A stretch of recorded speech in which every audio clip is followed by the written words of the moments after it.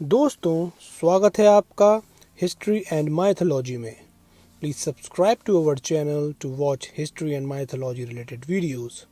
जैसा कि हम सब जानते हैं कि प्राचीन काल में मानव सबसे पहले खानाबदोश जीवन जीता था, पर बाद में धीरे धीरे जानवरों से बचने के लिए मानव ने गुफाओं में रहना शुरू किया। गुफाएं ही मानवों के वो पहले घर बने जिससे उसे जानवरों और वातावरण से रक्षा प्राप्त होने लगी।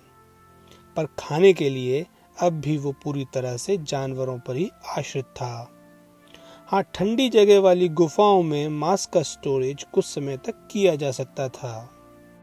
इन इंसानों का मांस खाना उनकी जरूरत थी, क्योंकि उनके पास कोई दूसरा विकल्प नहीं था। फिर इंसान ने कब पहली बार मांस ना खाने का निश्चय किया होगा, इस बारे में कोई भी ऐतिहासिक प्रमाण उपलब्ध नहीं है। इसको समझने के लिए हमें इस डायग्राम की सहायता लेनी होगी। इस डायग्राम को मैस्लो हायरार्की ऑफ नीड्स या मैस्लो पिरामिड भी कहा जाता है। इंसानी व्यवहार की एक विशेषता ये है कि समय के साथ उसकी चेतना या कॉन्शियसनेस बढ़ती जाती है। चीजों को समझने की और उन पर रिएक्ट करने की, सही गलत का निर्णय करने की क्षमता भी वक्त के साथ बढ़ती जाती है। इस डायग्राम का फर्स्ट स्टेप जीवित रहने के बारे में है और सेकंड स्टेप सुरक्षा के बारे में है। गुफाओं में रहना प्रारंभ करके मानव ने पहले दो चरणों को पूरा कर लिया था।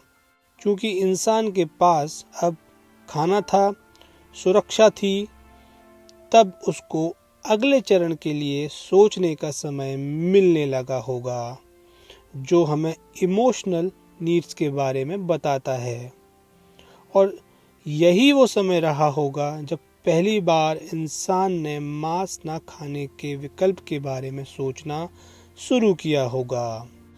हजारों सालों की इस यात्रा में इंसानी कॉन्शियसनेस में काफी इम्प्रूवमेंट हुआ है।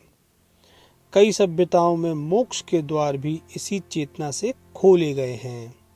चेतना के बढ़ने का अर्थ है कि अब हम उस लायक हैं कि किसी चीज के लिए दूसरे विकल्प के बारे में सोच सकें। इसी बदलाव ने इंसान को पहली बार खेती के लिए उत्साहित किया होगा। पर बहुत ही दुख की बात है कि आज भी जब इंसान अपने विकास के चरम पर है, उसे मांस न खाने का विकल्प दिखाई नहीं देता। मैस्लो पिरामिड में ऊपर जाते हुए हमारे अंदर दूसरों के प्रति करुणा और अपने प्रति संतोष वाली भावनाएं बढ़ती जाती हैं। पर किसी जानवर को खाना उसके प्रति सहानुभूति प्रकट करने जैसा तो बिल्कुल भी नहीं है। मेरा पहला कारण मांस ना खाने का मेरी चेतना का बढ़ना है, और मेरा मानना है कि मेरी चेतना का स्तर भी सभी के समान ही है, बस ज़रूरत उसे चेक करने की है।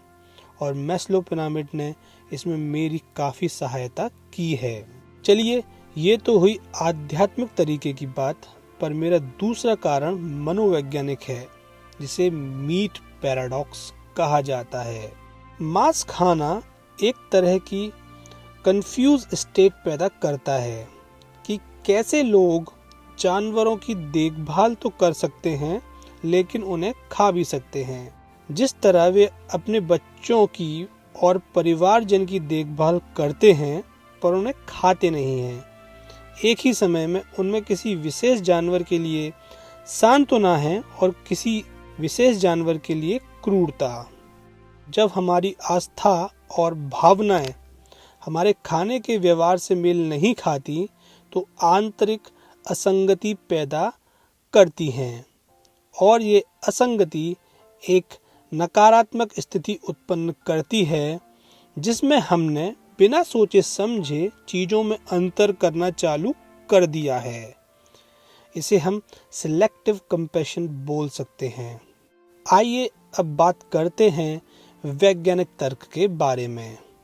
जाने माने फूड साइंटिस्ट मार्क हाइमैन का कहना है कि जब उन्होंने उनके पेशेंट्स को केवल शाकाहारी डाइट चार्ट दिया, तब उन्होंने पाया कि लोगों का डिप्रेशन काफ़ी हद तक दूर हो रहा है और उनके द्विध्रुवी रोगों में काफ़ी सुधार हो रहा है।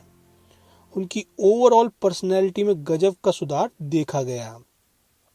जब उन्होंने इसके कारणों का अवलोकन किया तो पाया, अगर हम सिर्फ असली भोजन जैसे पौधे आधारित आहार ही खाते हैं और हमारे मांस की खपत को कम करते जाते हैं, तो मूड और न्यूरोलॉजिकल विकारों सहित हमारे अधिकांश पुराने रोग दूर होते जाते हैं।